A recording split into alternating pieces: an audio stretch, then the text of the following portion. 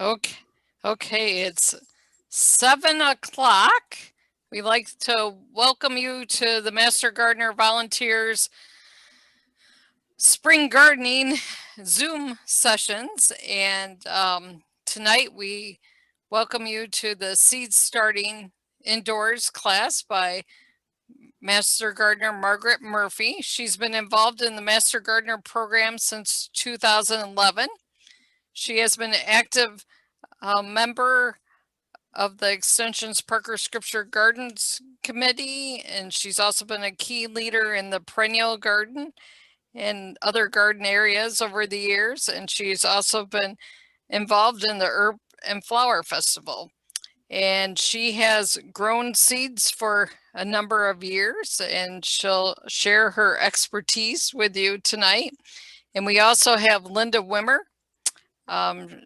She's our administrative assistant, and she's also a master gardener that you may encounter on the telephone too.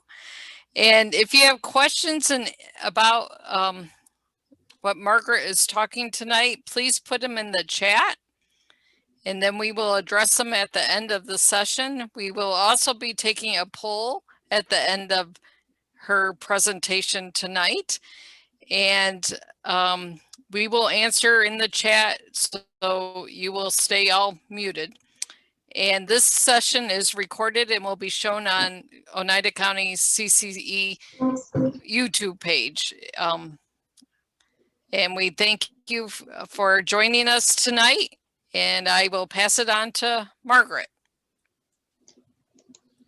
Well, good evening, everyone. My name is Margaret Murphy, and just like Holly said, I am a master gardener. And you know, I think this is a great time to talk about starting seeds because, hey, it's March 3rd, and I don't know about the rest of you, but when it gets to be March, I keep thinking, wow, the winter is finally going to end, and we can finally think about gardening again. Holly also mentioned that I had started seeds for quite a while, and actually I've been starting seeds for about 10 years. And all of the things I'm going to talk to you about tonight are mostly about the things that I found that have been successful for me. So let's start right out. Here's some of the things we're going to talk about tonight. We're going to talk a little bit about planning, when you should actually start the seeds, some of the supplies that you're going to need for your seed starting business, also just planting the seeds, and the all-important part of germination. Lighting and watering, two key components of any type of plant growing. Transplanting, and at the very end, we're going to talk about hardening off. So let's talk a little bit about planning. I think it's a really good idea to make a list of what you want to plant. You know, sometimes when you start thinking about this, you get overwhelmed. You go to the store and you see all these wonderful different plants. And you know, you have to remember that when you're starting seeds, you're going to need room for all of these. You know, you might get a packet of tomato seeds. Well, there's 25 in them. Do you have room for 25 plants? And can you use 25 plants? So I think it's a good idea to make a list.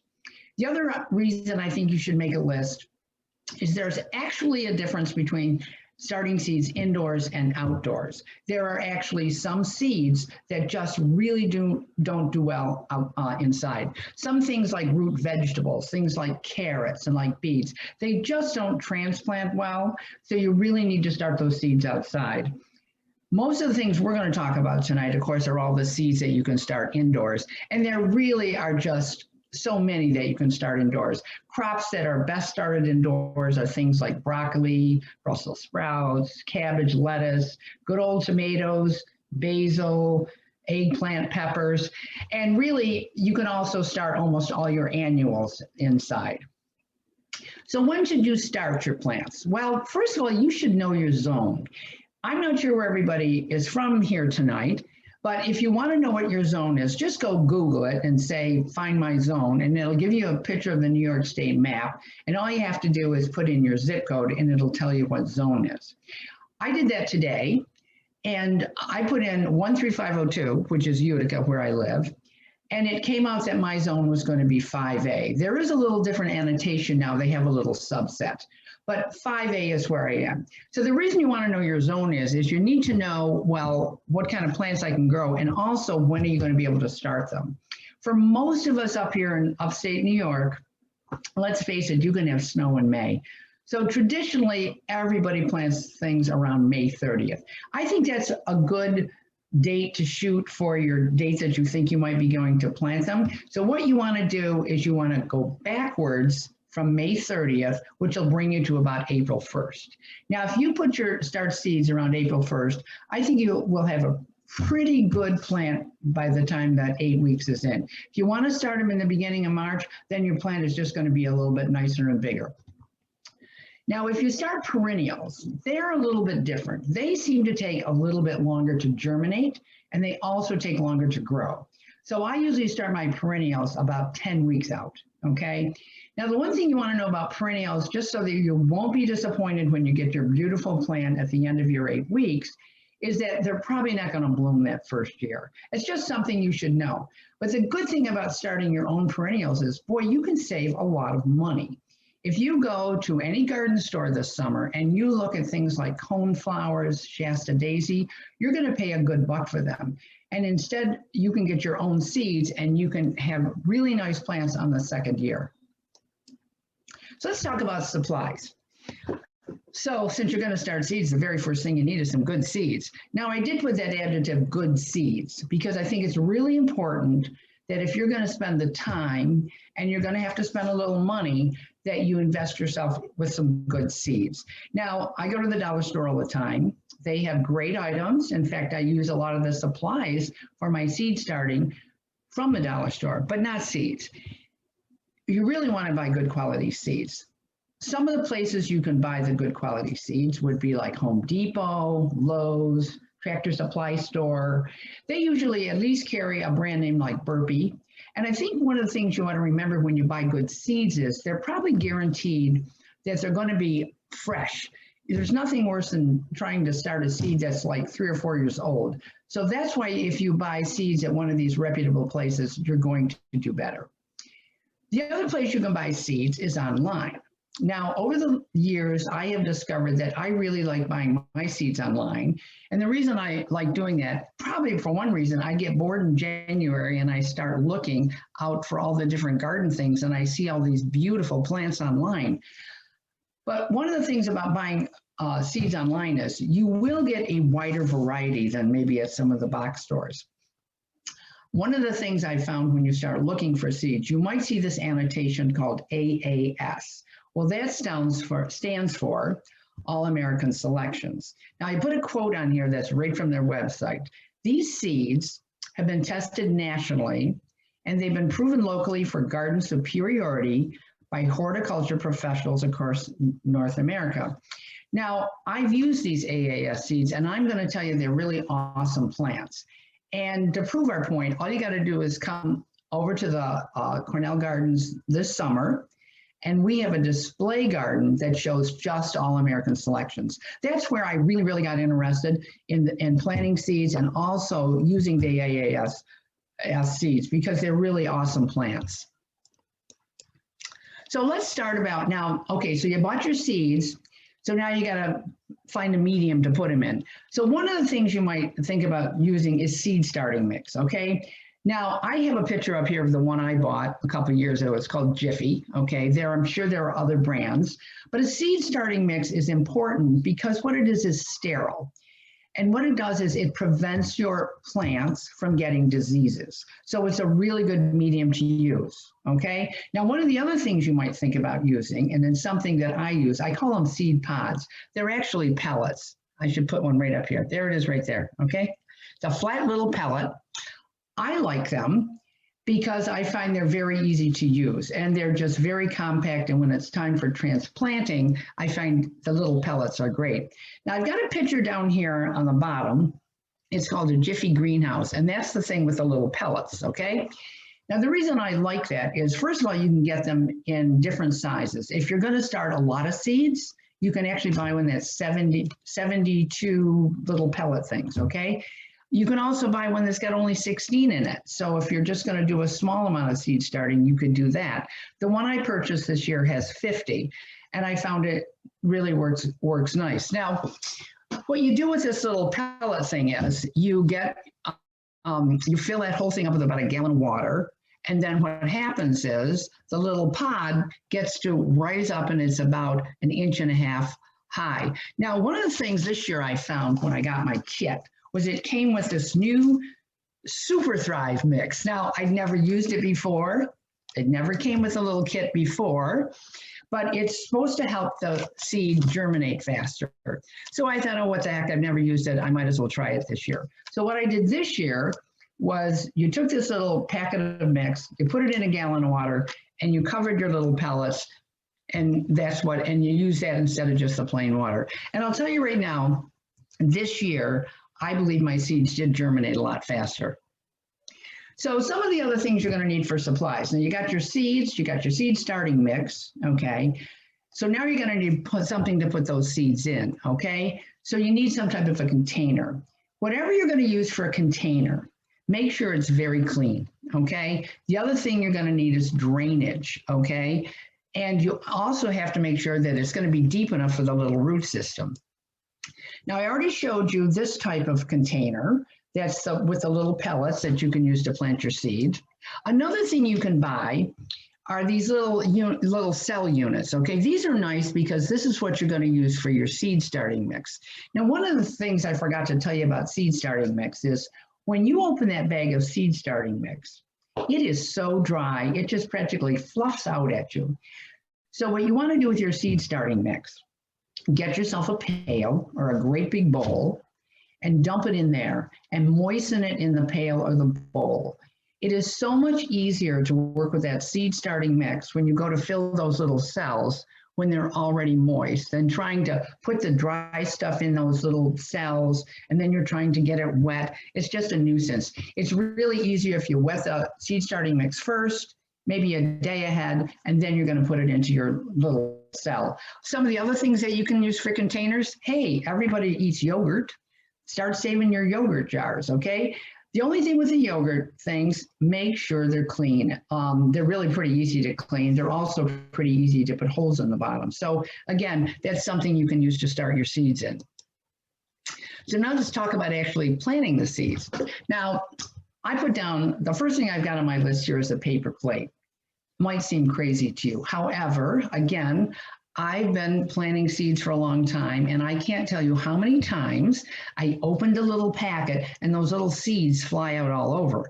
And some of them are really, really tiny, okay? So you can really sort of lose control of them. So I found if I got myself a cheap paper plate, empty the seeds out on there, I can see how many I've got, and it's also really easy to pick them up from that little paper plate. Now, the other thing I've got down here is that once you get ready, you got your seeds out of your packet, you can start putting them actually in your little container. Now, right in the middle of the slide here, I have a picture of the little pellet that is now 1.5 inches high. And the nice thing about those little pellets, they have a little indentation right in the middle for you to put your little seed in. I guess I'm just kind of a lazy person. That's why I've gotten to I've gotten so that I really like these little pellets. But so what I do is I set up my little container and I take those little pellets and I put a seed in each one of the little pellets. And then after I'm all done, I cover them up. Now, if you're going to use the cells with the seed starting mix, okay, do the same thing. Because they don't have an indentation, you can use your little finger maybe to make a little indentation for your seeds, or I use a pencil with a big eraser. I found that makes it really easy. Remember, you're not burying the seed. You just want it deep enough so that you barely cover it with the dirt. Now, a lot of times, people will recommend that you use 1 or 2 seeds per cell. They'll say, like, I think the average is that you might get 25% of your seeds are not going to germinate. And that is true. This year I probably got, I would say, just about that amount of duds. However, I used to do that like every other one. I'd put 2 seeds in. But here's what happens if you get 2 good plants. So that little cell is not going to be able to support the growth of 2 of those little seeds. So you're going to have to get rid of one of them. Now, sometimes they suggest you take a tweezer and you pull it out. what I have found inevitably, end up ruining both of them. So if you end up deciding you don't want to have any duds, so you're going to put 2 seeds in every other cell, and you do get 2 plants, just take a pair of scissors and cut them off. It's much easier. Okay, so now that you've planted your seeds, okay, you're just going to cover them up a little bit, okay? Now you want to keep them moist, and in order to keep them moist, you've got to make sure that the seeds are covered up with some type of covering. If you buy one of those kits, they're really great because they come with their own little dome. That's why I like them. Now, if you use your yogurt containers or use something else that doesn't have its own cover, just get yourself some saran wrap, cover the whole seedling thing up, and then put it in a nice dark area. At this time, when you're starting your seed growing, they do not need any light. In fact, they don't want light. You want to make sure that they're moist and that they're in a nice little dark area. The other thing I put down in here, just as an afterthought, because I thought about it this afternoon, is when you're first planting your seeds, it's a good idea now to label them, to put down which rows have what in them, because you're not going to be able to tell when they first germinate what they are. So it's a good time now to label them. Now, in order for germination to take place, you really need a warm space. The recommendation is always 65 to 70 degrees. Now, I'm living in a new home now, and I'm really lucky because the room I'm using is so nice and warm. However, I used to live in a place where it was always cold. And I'm going to tell you, germination does not happen as quickly when your room is not that 65 to 70 degrees. If you have to start your seeds, say you don't have any room in the upstairs or in your regular part of your home, a lot of people start them down cellar. But as you know, cellars are inevitably cold. So if you're going to start them down cellar, you might want to think about investing into a heat mat. Now, I'm not talking about a heating pad like you'd use for your aches and pains. This is a heat mat that is designed especially for growing seeds.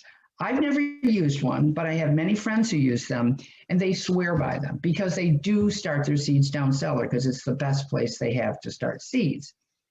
And what the little heat mat will do, it'll bring up that temperature 5 to 10 degrees, and it really will make a difference. And of course, because it's designed for this specific job, it's going to keep that heat at a low degree, so it's not going to get too hot or too cool. So what you can do is, I don't know if they're on a timer, but you could definitely put it on a timer to make sure that it goes off at a certain time. So remember, I repeated this before, no light at this time for them to germinate. And then I've also put down here that germination can take anywhere to 3 to 14 days. I know that seems like a really long span, but there are some plants that just seem to take longer. I mentioned before that sometimes perennials, if you're going to start those, they do take a little bit longer. Now, because the conditions I had this year for my little plants seem to be ideal, my annuals germinated in 3 days, and the perennials I'm starting started in 5. Now, I've got a picture here on the slide. This is one of my little zinnias, and this is what it looks like when your seed starts to germinate. It gets to be a very, very bright green, and you see like 2 little leaves. Now, those are not actually leaves. They are actually called cotyledons, but they're there now to start the nutrients going. But anyways, that's what you're going to see. And when you get to see that, you think, wow, it's time. They're really germinating. And now is the time when your little seedlings, they're going to start needing light, okay? Now, lighting and watering become very important to your little seedling. Now, I'm going to talk a little bit about windowsill versus artificial light. Unfortunately, I would say that if you're going to do, again, put in all this effort to starting seeds, I would say you might as well hang it up with that windowsill, okay? They just do not get enough light to grow well. Just for the heck of it, because I knew I was going to be talking about this tonight, I put some of my own little seedlings, that's a picture of mine up here in the right-hand corner.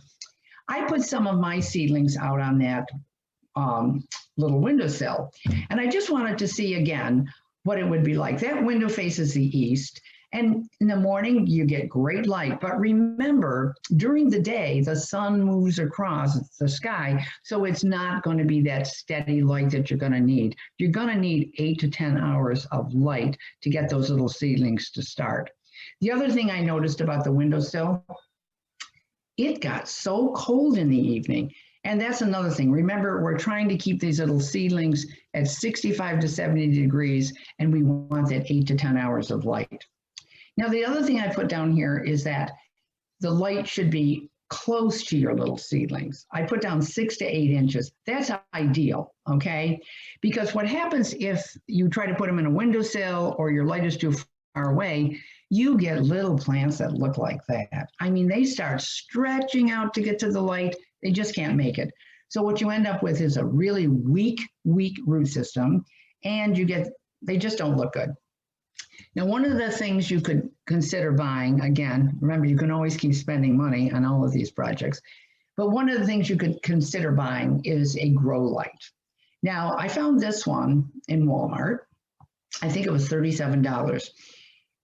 It's really nice. It comes in with a little tripod, which is very nice, so that you would take the item that you have your plants in. This is one of those little cell items that they have their tomato plants in here, and you would just put it under the grow light. Now, this grow light happens to have, I believe, 2 little fluorescent light bulbs. They're usually pink in color. I'm not exactly sure why, but that's obviously that promotes the growth better than just a bright white. But anyways, that works out really, really well. The only problem with that little grow light is it's really not going to be able to handle too many of your plants. The other thing I put down here is that when you're going to be watering your plants, it's really a good idea to keep your water at room temperature. That way you're not shocking those little plants. Now, I have a picture here of my homemade light system, okay? Now, there isn't anything better than a shop light. I'm telling you, they're inexpensive. And because they're with fluorescent lighting, it doesn't cost much to keep the lights on all the time. And they're, you can move them up and down because they come with a little chain. Now, what I have here in front of you is an old baker's rack. I found it worked absolutely great, okay? You know, an old baker's rake has a lot of shelves, and they're metal. So like I said, the shop light comes with a chain. So I was able to hook that chain onto one of those little metal shelving units. And then you could actually move that light up and down depending on how high your seedlings got. Now, in this picture, you can see that I have various stages of my little plants. The top ones are probably about almost 3 weeks old. And because I got tired of moving the lights up and down, I actually just put them on some boxes. That works really quite well. On the bottom row, you can see I have, again, many different plants in many different stages. Some of them haven't even germinated yet. And I have another shop light hooked up down there. And over on the side to the left, I have a little gooseneck lamp because I just didn't have any more room and I didn't want to put another big shop light. So I just used that little gooseneck lamp. That worked really well because, again, I could change the height with the gooseneck lamp too. You wouldn't want to use a 100-watt bulb in that thing. You'd probably want to use about 40 just to keep it cool. But this is one of my little units. I found it worked great for years. The other thing I want to not forget to tell you about is about watering your seedlings. It's amazing once they germinate and once they start growing, wow, they can get dried out so quickly and it's just death to them. So you have to make sure you keep them moist. The very best way to water your little seedlings is from the bottom up, but that can prove to be kind of difficult. Now, in this picture, I used an old cake pan and I put my little seedlings in there, and it's very easy to water them that way from underneath. However, I just didn't have that many cake pans, and I always don't have enough cookie sheets to put all my seedlings on. So I found a spray bottle. You just can't beat a spray bottle. It's really good because, first of all, when you moisten your plants with a spray bottle, you're not going to be putting too much water on them or not enough. You can just get it just right. So I think a spray bottle works really, really well. Now I have another picture of another one of my fabulous homemade lighting systems. Um, I think I mentioned before that I moved, and just like when anybody moves, you always give away the wrong stuff. And didn't I give away that darn baker's rack? I was so sure I wasn't going to do seeds again that I didn't think I'd need it. Well, along came January. We talked about this, and I said, you know what? I think I will start seeds again. So this year, what I'm using is just that cheap shelving unit. I think that cost me about, I know it was under $30. It's made out of plastic.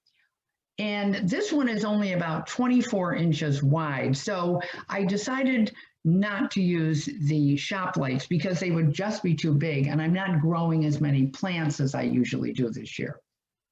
So what I bought was I bought some under shelving fluorescent lights. I found them in Walmart. I think they were like $10 a piece.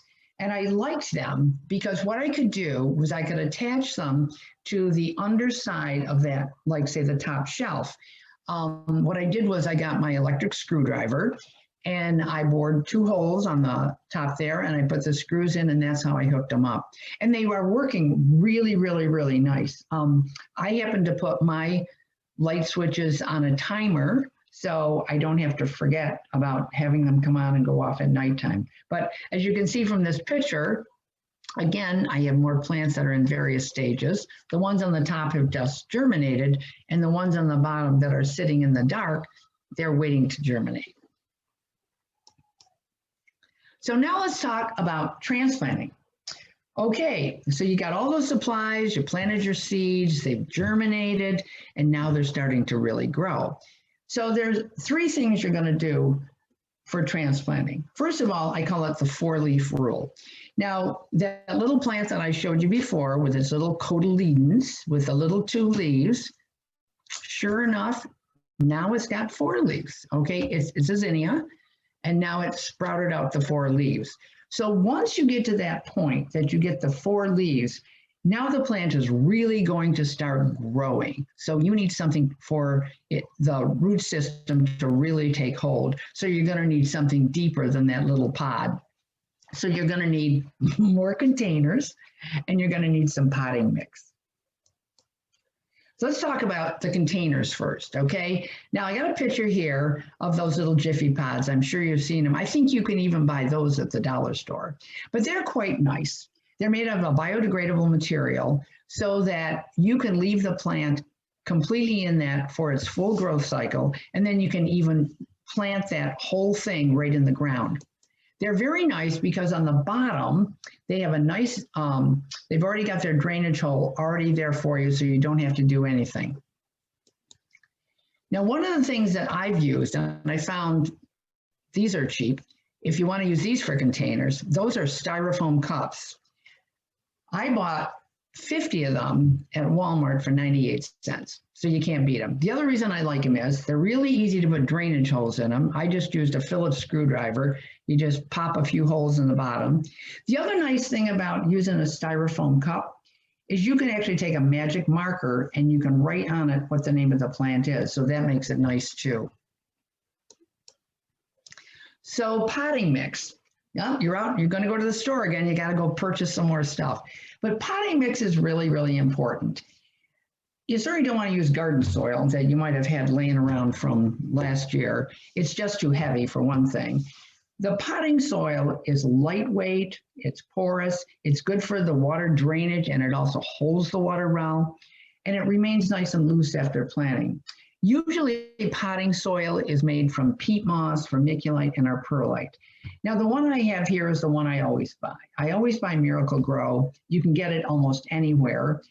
There also are other brands. In fact, because I was doing this class tonight, I thought, why don't I just go buy a cheap one so I can talk about the cheap potting soils? So I bought one at one of the dollar stores, and it's not bad. It looks pretty decent. What I did find about it was a little heavier than the Miracle Grow potting soil, and it also does not come with any type of like fertilizer, okay? Now, if you decide to use a cheap one, what I did find is it also had a lot of sticks in it, okay? But if you decide to use a cheaper potting soil, what you can do for fertilizer is you could buy something like Miracle Grow, but you're going to use a really watered down version of it. Instead of following the directions on how to do it for your full grown plants, do it at about 25%, and then you can put that on your seedlings, and it will help them develop. Now, I put down here strengthening the roots. When your little seedlings get to be about this tall, they're about an inch here. I think these are about 2 weeks old at my house. And what I'm going to suggest that you do is you take your hand and you just go over all of those little seedlings and just brush them back and forth, okay? I tried to do a video of that today and it didn't work out. So anyways, so just so you get the idea, that you just kind of brush them back and forth. And what that does is it gets the plants kind of used to maybe having a little wind, and it really helps to strengthen the roots. And hopefully your plants will start looking like these. These were my Shasta daisies I grew last year after about 3 weeks. So we are at the end of the road now. You have been coddling your little plants for 8 weeks. They're developing really, really nice, but now it's time for them to get outside. Well, because you've been coddling them and keeping them all warm and toasty, and you've had their special light 8 to 10 days, you just can't throw them outside. You have to get them used to what it's going to be like outside. So usually I take about, I don't know if I do 10, but usually I do 7 days before I'm going to do any planting. And what you're going to do now is you're going to start introducing your plants to the real world, okay? So you're going to bring them outside. Now, I've made a mistake of taking my little plants out, and I had a big deck where I used to live, and I'd sat them on the bench. Well, you know, you forget that sun is very, very warm in the spring, okay? And also, they're sitting out there, and if it gets windy, they just can't take it. It'll dry them out really quickly. So I'm going to suggest that when you start bringing them out, you put them in kind of a sheltered area, something like maybe putting them next to the house so they're a little protected from the wind. And what you want to do is, like, the first day of your 7 days, leave them out for maybe an hour. Okay, that's about all they could get. And then you got to bring them back in. Okay, and then each day you bring them out and you leave them out a little bit longer. One of the things you do want to remember is, as soon as they get outside in the real world, they do tend to dry out really, really quickly. So you've got to make sure you keep them moist. And the other thing you want to remember is, even if you've left them out for like 5 or 6 hours, you should bring them in at night, or at least cover them up, because sometimes in the springtime around here, you know, it could get down to like 45 degrees, and you know, they're just not ready for that 45 degrees yet. So they will eventually, but at the beginning they're not. So the other thing you can do, and this is the last thing I'm going to talk to you about tonight, is if you really don't like bringing your plants in and out and in and out, you can get yourself a greenhouse. Now this one's a monster. I mean, I don't imagine many of you are going to have a big one like this, but you know, you can go and buy one. I bought one at one of the drugstores a few years ago.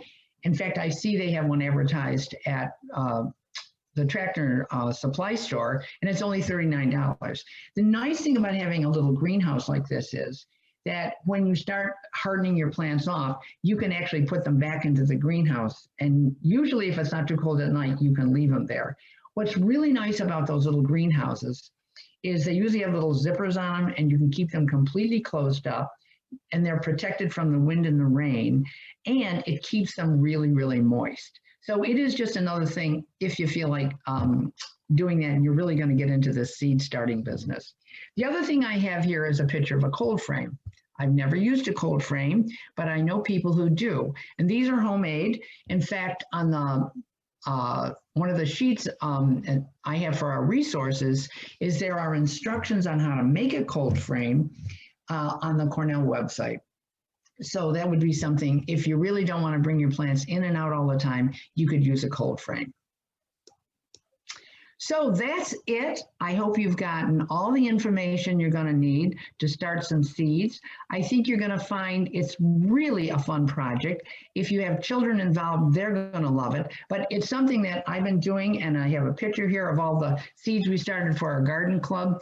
And I think you're going to really enjoy it. So thank you very much. And here's a little thing of all of the resources that you can use, especially the thing about transplanting and seed starting fact sheets. And now I think we'll take some questions, Holly. What do you think? Well, we'll start off with the poll questions first. I just put up the poll. Let's see, I'll launch it. Oh, there it is. Okay. Yeah, we can see it. Okay. I think I did it wrong. No, there you go. Can you see it now? Well, it looks like they're answering it. Okay. Mm. Mm. Mm.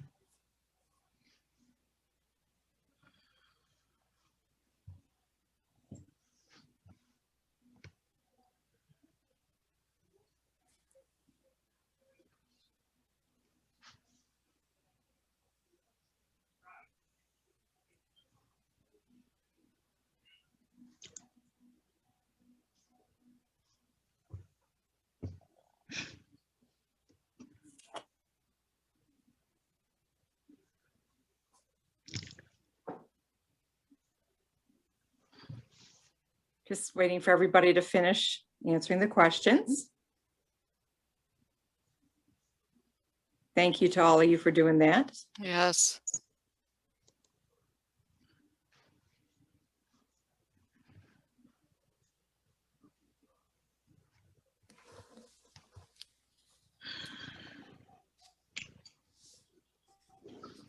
I think that's probably going to be it. Holly, can you end the polling? Yes, I can. And thank Okay. you. And you can see that many of you have started plants from seed before, and you plan to start seeds this season. And will you share what you learned with others? And 94% said they would. So thank you.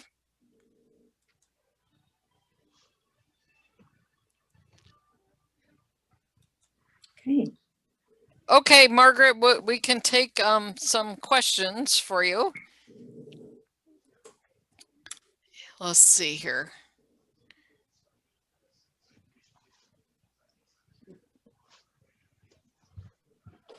Do you want me to read the first one, Holly? Sure. Okay. How much light to germinate? No light, away from window, question mark? Wait a minute, I didn't understand that. What was that again? Okay. So they're asking how much light to germinate your plants? No light and away from the window, question mark? Well, I'm not sure I understand that, but you really need 8 to 10 hours of light to germinate your plants. And that's why you really need an artificial light, because you really can't get 8 to 10 hours from just a windowsill. Correct. Okay. But you did start them in the dark 3 to 14 days to germinate, till I apologize. Yes, I apologize. For germination, yeah, before I apologize. For germination, you need no light. I just put them in kind of a off in a corner somewhere. So no light for germination until they germinate. Okay.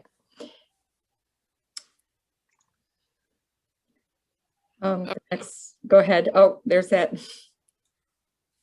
little black flies, Holly. They're called fungus gnats, by the way.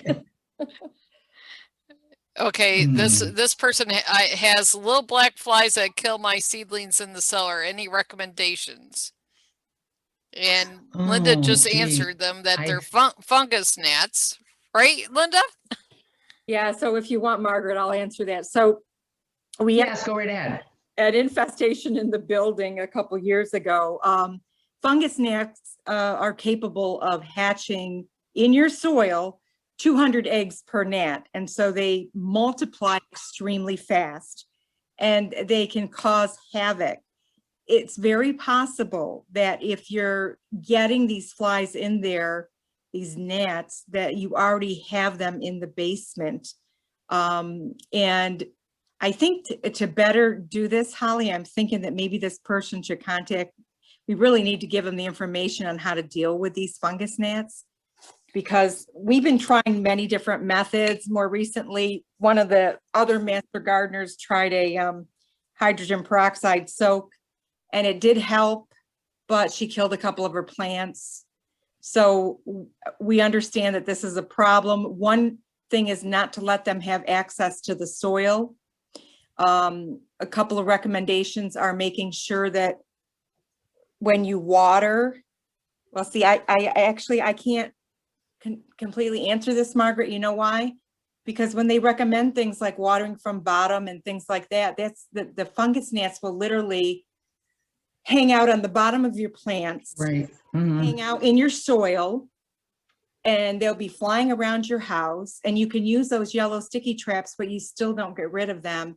And here's another thing. Sometimes these cheap soils, you're bringing them home in the soil. So be really, really careful that your soil is good soil. So this person, if you can contact me, Linda Wimmer, I put it in the chat. We'll give you more information on the fungus gnats. And if anyone else has problems with them, let us know. But they are a big issue. And once you get them, sometimes it's hard to get rid of them. They can go like a week or more without eating. Places in your house. And they just will wreak havoc in your house. And it's like you think you're seeing specks in your eyes, but they're actually these little black flies. So why don't we, is it Sharon? Sharon, let's you and I talk. Email me and I will get you some information on some ways to deal with this. Okay, thank you, Linda. Next question is, can we use LED light tubes? They fit in shop light fixtures. Sure, I don't see why not. Okay, and there are books about using lighting for growing plants out there. Or there's even probably fact sheet guides that will tell how to use the different lights. You can do a search and look for those. Next question, if you're watering from underneath, would you put the heat mat under the bottom tray? Question. Yes. And there's directions with the heat mat, how Right. to use it properly and how to water and all that. So make sure you read the directions. Next question, does lavender grow well from seeds? Is there a better variety for this type of starting? You know, I don't have the answer to that. I have had a difficult time growing lavender. Me too. And I've never tried it from seed, I have to admit. That might be one of those plants that might be difficult from seed. I've not tried it. I've usually taken, you know, gone to someone who has a plant and taken a root piece of it and started a plant that way, but I've never grown it from seed. So I apologize, I can't answer that. So our last class in May is on growing lavender. Can I recommend that you go to our Great idea. Yeah, that's great. website and sign up for that class? And how about all of us learn? Because I agree, I always buy my plants pre-grown and plant them outside. We have a wall of lavender at our Parker Scripture Gardens, and I can tell you that it took a hit last year, and I think it has to do with, don't you think, Holly, if the snow doesn't cover it and we get cold winds, it can kind of take a hit on the lavender. Mm-hmm. But it seems to grow well on the one wall, and I think because it's either more protected there, and the sun comes out on that side of the building. So yeah, but if you join that class, I'm going to, because I want to learn more about it myself. Okay, thank you. And here's the next question. How many hours a day do you have your lights on? 8 to 10. 8 to 10, she said, yep. I don't know if anyone heard that. I leave them on at the very least 8. I leave mine on as long as I can, and I have them on a timer. Okay, here's a suggestion from also a master gardener, Lucas. I cover my seedlings with sand, play sand, sold at big box stores to help retain moisture on the soil surface. Protects against fungus gnats too. Oh, never heard of that. That sounds interesting. I've never done that. So I did that, but you know what, Lucas, I did not use play sand, and I killed a couple of my plants that way. I used sand. I think it was, yeah, master gardeners, what you'll learn from us is that we live and learn, and we make a lot of mistakes and we have our successes. That's the fun of it. But I think I was using a cement sand. So Lucas, thank you. I did hear that sand does help. I was worried that maybe I retained too much moisture in the soil by using the type of sand that I did. And like I said, I killed 2 of my plants, but yes, great idea. Thank you. Yeah, thank you. Here's another question. Only problem I've had with zippered greenhouse is it blows over in strong winds. Have to put heavy rocks, bricks in the bottom of mine. Yes, I had the same problem, and that's exactly what I had to do. I actually used hand weights, but you're exactly right. I had the same problem with that darn little greenhouse. So I found maybe I should have nailed it to a wall. And I mentioned to Margaret that I heard from Ron Bunce, another master gardener that I took classes with many years ago. He found that it got too hot inside. So say you got your plants out there, you go to work and the day wears on and it gets warmer and warmer. Well, inside that little greenhouse, it can get pretty hot.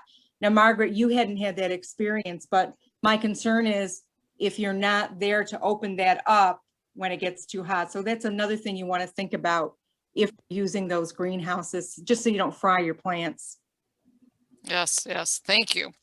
And here's any tips for preventing algae growth on the soil? Well, I guess if they're too wet, you're going to get algae. I've not had that problem either. Again, I always use new potting soil every year. I don't know if that will help it, but I think if they get too wet and they just never dry out at all, I think that's what's going to cause the algae. I don't know about anybody else. How about you, Linda? Have you had that problem, or Lucas? Only when I'm using the wrong soil. So, but I think that wrong soil is. Aren't they going to start out with like a seed starting mix, and that's going to kind of keep the algae from growing until they transplant? Am I correct on that, Margaret? I found that that's why I had said there before that sometimes you really need to spend some money on the good potting soil. Yeah. And say buy it every year too. You really don't want to use it from year to year. You might be able to throw it in your garden, but if you're going to use it for starting new plants, get new potting soil. And I think you're just better off. You're going to get a better result. And don't use soil from outside. I've tried that. Don't use soil from outside. Like I said, we make a lot of our own mistakes, and that's how we learn. Mm-hmm. Another question about planting lavender, and that one can be when we have the lavender class coming up. We can answer that question. Next question. I have a pack of seeds that says they need cold stratification. What is that, and what should I do to them? Okay, normally what that means is you have to, I don't know if it tells you how long it is, but usually you have to sort of put them in the refrigerator for a while. Mm-hmm. And then stratification, I think, is usually that nicking you do with a little knife. I've done that a couple times. I can't remember what plants they were. And I think I had to leave them in the refrigerator for like 2 days. And that was supposed to help with the germination. And then you had to nick them with a knife. Isn't that what the stratification is, Holly? I think that's what they need the cold treatment to help break it. I'm surprised the label that you bought your seeds in did not tell you how long to put them in, because I remember when I had to do it, I remembered it said something like, leave in a cold place for like 8 hours or something like that. And I remember doing that, but so I'm surprised it didn't tell you on the packet what to do, how long to put that in there. Yeah, maybe I'd be curious to know what those seeds are. I just would like to know. I'm interested. I'm looking it up right now. The cold strain. Right. I've planted things where I did have to do that. I know zinnias and marigolds. It must have been something else I was trying out, and I do remember having to put them in the refrigerator. And I've also had the ones where you've had to, like I said, you have to nick them to get them so that they'll go through. They have like a harder surface on them, and I think that's why you have to nick them. Yes, yep, or scratch them. So here's another question. I want to plant a small vertical garden this year. Do you have recommended flowers for small, low, lightweight, but sturdy? I've never done a vertical garden. Anybody else there done a vertical garden before?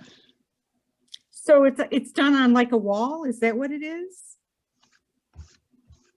Is that what they're saying? I'm just, Well, how about the person could contact us and we'll get them Yeah. more information about Right. it because Yeah, I'm, we the definitely- first and give thing I'm us more thinking, detail and we Yeah. can help them. More specifics, yes. Okay, Yes. they would like to see the resources from Cornell again.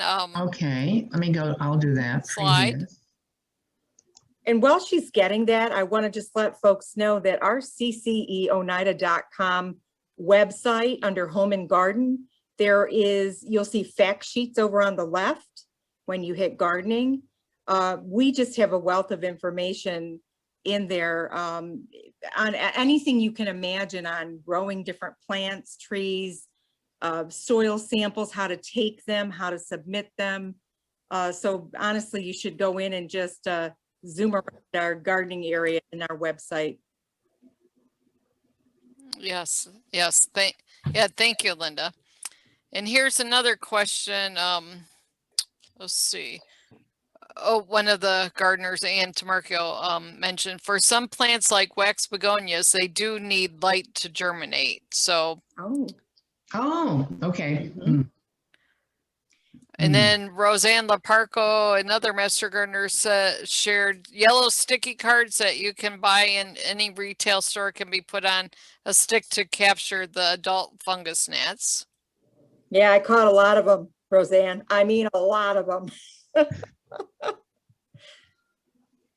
Right.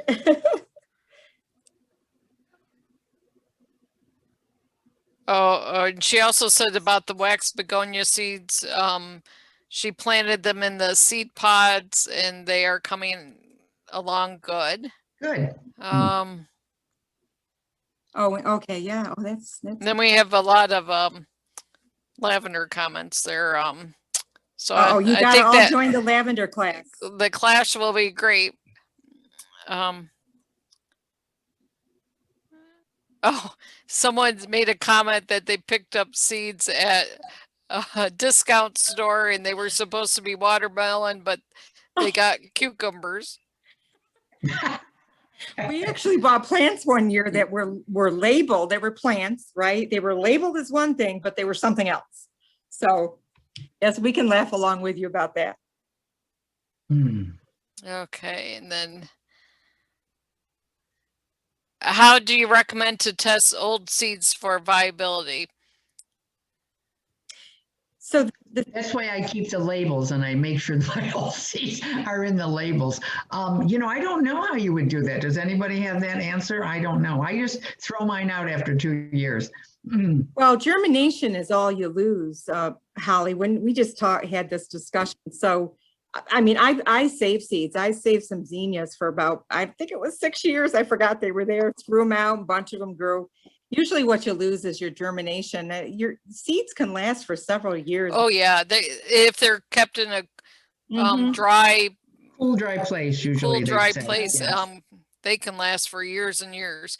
But there's the paper towel test, a moist paper towel. You put some seeds in there and roll it up and they should sprout if they're good, and if they're not, they may not. But if you search out the paper towel test for seed viability, that's how or you can call us and we'll get you that information. Let's see. There's a couple of comments in the question and answer section, Holly. Oh, is there? Okay. Yep. There's one on tomato plants that I could probably answer, or maybe Margaret would like to. Okay, so we'll go to that. Okay, I think we finished all the questions in chat, right? I don't know. I keep on seeing new messages. There's okay. Okay. Ann Tamarkio mentioned that she recently watched Growing a Greener World show on PBS, and one of the episodes explains seed stratification. And that one show you can also find online, the YouTubes of the Growing a Greener World. Interesting. Thank you, Ann. That's awesome. Yeah, thanks. When you transplant tomato plants outside, how much of the plant do you Barry. bury in the Yeah. soil. Do you remember the tomato people that came and did their presentation, Holly? Yes. So the interesting thing about tomatoes is, especially if your tomatoes are lanky, meaning they're very tall, you can literally put them in the ground and lay your stem sideways, and the tomato plant will literally get roots that will come out of that stem in the ground. Yeah, I've seen that. Yeah, and you don't want to plant your tomato plants that are lanky and let them be tall above the soil when you first put them in the ground anyway. It's not healthy for them. But these people that came in and did this presentation were so amazing. They were literally, I kind of call it trenching, where they kind of dug this trench and they laid it in there, and then they just let where the leaves were starting kind of poke above the soil, and those plants will just re-straighten themselves, right, Holly, and grow, and then they'll have a stronger root system, and that's what you want. That's really important. Yes, yes.